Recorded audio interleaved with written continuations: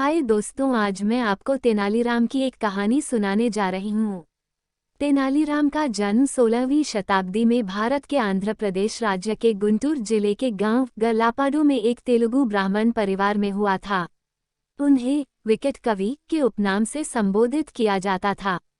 जब महाराज कृष्णदेव राय विजयनगर की राजगद्दी पर विराजमान थे, तब तेनालीराम उनके दरबार में एक हास्य कवि और मंत्री सहायक की भूमिका में उपस्थित हुआ करते थे।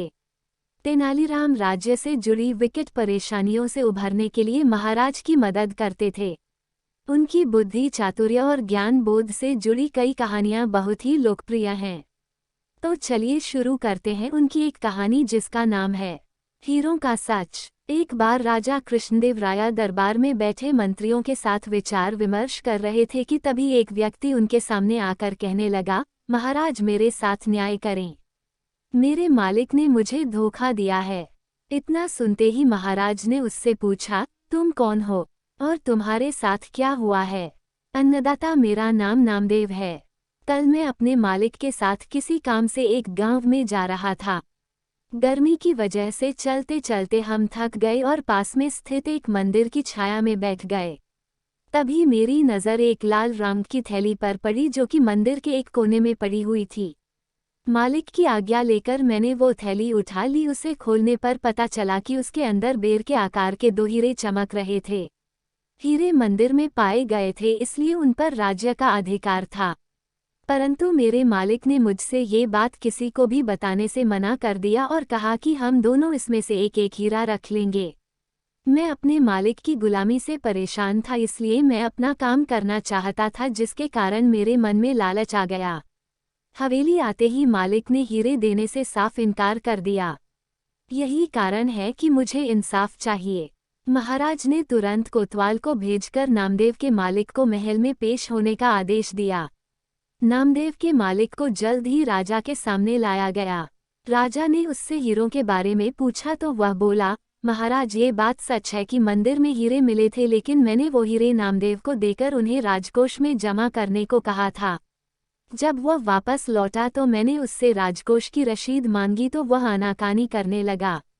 मैंने जब इसे धमकाया तो ये आपके पास आकर मनगढ़ंत कहानी सुनाने लगा। अच्छा, तो ये बात है। महाराज ने कुछ सोचते हुए कहा, क्या तुम्हारे पास इस बात का कोई सबूत है कि तुम सच बोल रहे हो? अन्नदाता, अगर आपको मेरी बात पर यकीन नहीं तो आप मेरे दूसरे तीनों नौकरों से पूछ सकते हो। वो उस वक्त वहीं थे। उसके बाद तीनों नौकरों को राजा के सामने लाया गया। तीनों ने नामदेव के खिलाफ गवाही दी।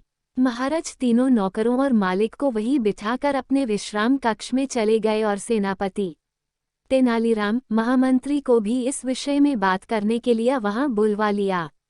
उनके पहुंचने पर महाराज ने महामंत्री से पूछा, आपको क्या लगता है, क्या नामदेव झूठ बोल रहा है? जी महाराज, नामदेव ही झूठा है। उसके मन में लालच आ गया होगा और उसने हीरे अपने पास ही रख लिए होंगे। सेनापति ने गवाहों को झूठा बताया। उसके हिसाब से नामदेव सच बोल रहा था। तेनालीराम चुपचाप खड़ा सबकी बातें सुन रहा था। तब महाराज ने उसकी ओर देखते हुए उसकी राय मांगी। तेनालीराम बोला, महाराज कौन झूठा है और कौन सच्चा इस बात का अभी पता लग जाएगा, परंतु आप लोगों को कुछ समय के लिए पर्दे के पीछे छुपना होगा। महाराज इस बात से सहमत हो गई क्योंकि वो जल्दी से जल्दी इस मसले को सुलझाना चाहते थे, इसीलिए पर्दे के पीछे जाकर छुप गए। महामंत्री और सेनापति मुंह सिकोड़ते हुए पर्दे के पीछे चले गए। अब विश्राम कक्ष में केवल तेनालीराम ही दिखाई दे रहा था। अब उसने सेवक से कहकर पहले गवाह को बुलाया। गवाह के आने पर तेनालीराम ने पूछा, क्या तुम्हारे मालिक ने तुम्हारे सामने नामदेव को हीरे दिए थे? जी हाँ। फिर तो तुम्हें हीरे के रंग और आकार के बारे में भी पता होगा। तेनालीराम ने एक कागज और कलम गवाह के सामने करते हुए उससे कहा, लो मुझे इस पर हीरे का चित्र बनाकर दिखाओ। इतना सुनते ही उसकी सिट्टी पिट्टी गुल हो गई और बोला, मैंने हीरे नहीं देखे क्योंकि वो लाल रंग की थैली में थे। अच्छा, अब चुपचाप वहां जाकर खड़े हो जाओ। अब दूसरे गवाह को बुलाकर उससे भी यही प्रश्न पूछा गया। उसने हीरों के रंग के बारे में बताकर कागज पर 2 गोल गोल आकृतियां बनाकर अपनी बात साबित की। फिर उसे भी पहले गवाह के पास खड़ा कर दिया गया और तीसरे गवाह को बुलाया गया। उसने बताया कि हीरे भोजपत्र की थैली में थे, इस वजह से वह उन्हें देख नहीं पाया। इतना सुनते ही महाराज पर्दे के पीछे से सामने आ गए।